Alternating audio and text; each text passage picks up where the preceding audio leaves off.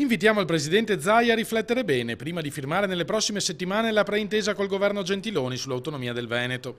A nostro avviso non ci sono ancora le condizioni necessarie, in particolar modo sui criteri di trasferimento delle risorse da Roma verso il Veneto. L'appello arriva dal segretario della CGIA di Mestre, Renato Mason.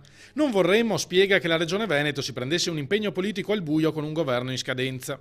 A preoccupare gli artigiani la differenza di posizioni tra le diverse regioni sul tema finanziario, con l'Emilia-Romagna che chiede la definizione puntuale delle risorse che le verranno trasferite, la Lombardia che punta sulla spesa media pro capite e il Veneto sui 9 decimi delle tasse. Secondo la CGIA un criterio unico per tutti potrebbe penalizzare la nostra regione, mentre un'analisi approfondita del tema richiederebbe tempi medio-lunghi.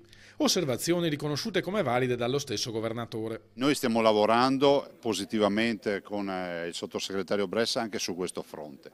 Certo è che se dovessimo firmare accordi secondo i quali viene riconosciuta al Veneto la spesa storica, vuol dire che qualche altra regione si ingrasserà ancora di più e noi no. Però non faremo assolutamente questo errore, quindi quello che segnala il CGIA è sicuramente vero, ma noi stiamo lavorando su questo fronte. Il lavoro del tavolo nazionale finora è stato positivo, puntualizza Zaia, ed è un tavolo che sta anche correndo rispetto alla trattativa. Restiamo ottimisti sull'esito, ma non firmeremo accordi al ribasso. La volontà è quella di firmare questa preintesa quadro, all'interno della quale ci saranno sicuramente già i primi dettami che daranno gli indirizzi, i criteri generali anche rispetto alla compartecipazione. Se poi qualcuno, come CGIA Mestre, giustamente pone la questione di dire attenzione di non andare a sottoscrivere spese storiche, sono convinto anch'io perché noi buchi sulla cinta non abbiamo più da tirare, qualche altra regione ha anche la cinta di riserva da quanto spende.